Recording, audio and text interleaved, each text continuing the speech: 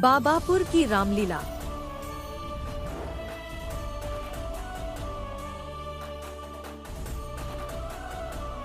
हर वर्ष दशहरे से पूर्व काशी की नाटक मंडली विजयनगर आती थी।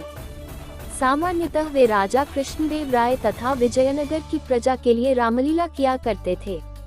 परंतु एक बार राजा को सूचना मिली कि नाटक मंडली विजयनगर नहीं आ रही है। इसका कारण ये था कि नाटक मंडली के कई सदस्य बीमार हो गए थे। ये सूचना पाकर राजा बहुत दुखी हुए, क्योंकि दशहरे में अब कुछ ही दिन बाकी थे। इतने कम दिनों में दूसरी नाटक मंडली की भी व्यवस्था नहीं की जा सकती थी। पास में दूसरी कोई नाटक मंडली नहीं होने के कारण इस वर्ष रामलीला होने के आसार दिखाई नहीं पड़ रहे थे। जबकि दशहरे से पूर्व रामलीला होना विजयनगर की पुरानी संस्कृति थी। महाराज को इस तरह दुखी देखकर राजगुरु बोले, महाराज, यदि चाहे तो हम रामपुर के कलाकारों को संदेश भेज सकते हैं, परंतु इसमें तो कुछ सप्ताह का समय लगेगा। राजा ने निराश स्वर में कहा। इस पर तेनालीराम बोले, महाराज, मैं पास ही की एक मंडली को जानता हूँ। वे यह 2 दिन में आ जाएंगे और मुझे विश्वास है कि वे रामलीला का अच्छा प्रदर्शन करेंगे। ये सुनकर राजा प्रसन्न हो गए और तेनालीराम को मंडली को बुलाने की जिम्मेदारी सौंप दी गई। साथ ही मंडली के रहने व खाने पीने की व्यवस्था का भार भी तेनाली के ही सुपुर्द कर दिया गया।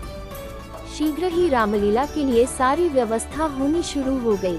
रामलीला मैदान को साफ किया गया, एक बड़ा सा मंच बनाया गया, नवरात्र के लिए नगर को सजाया गया। रामलीला देखने के लिए लोग बहुत उत्सुक थे, क्योंकि इसके पूर्व काशी की नाटक मंडली के न आने की सूचना से वे काफी दुखी थे। परंतु अब नई नाटक मंडली के आने की सूचना से उनका उत्साह 2 गुना हो गया था। महल के निकट एक मेला भी लगाया गया था। कुछ ही दिनों में मंडली रामलीला के लिए तैयार हो गई। राजा, दरबारी, मंत्री व प्रजा प्रतिदिन रामलीला देखने आते। दशहरे के दिन की अंतिम कड़ी तो बहुत ही सराहनीय थी। मंडली में अधिकतर कलाकार बच्चे थे। उनकी कलाकारी देखकर लोगों की आंखों में आंसू तक आ गए। दशहरे के पश्चात राजा ने कुछ मंत्रियों तथा मंडली के सदस्यों को महल में भोजन के लिए बुलाया। भोजन के पश्चात राजा ने मंडली के सदस्यों को पुरस्कार दिया। फिर वे तेनालीराम से बोले, तुम्हें इतनी अच्छी मंडली कैसे मिली? बाबापुर से महाराज, तेनालीराम ने उत्तर दिया। बाबापुर, ये कहाँ है? मैंने इसके विषय में कभी नहीं सुना। राजा ने आश्चर्य से पूछा। बाबापुर विजयनगर के पास ही है, महाराज, तेनालीराम बोला। तेनालीराम की बात सुनकर मंडली के कलाकार मुस्कुरा दिए।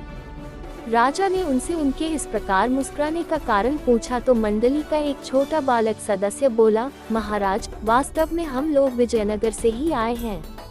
तेनाली बाबा ने 3 दिन में हमें ये नाटक करना सिखाया था, इसलिए इसे हम बाबापुर की रामलीला कहते हैं। ये सुनकर राजा भी खिलखिलाकर हंस पड़े। अब उन्हें भी बाबापुर के रहस्य का पता चल गया था।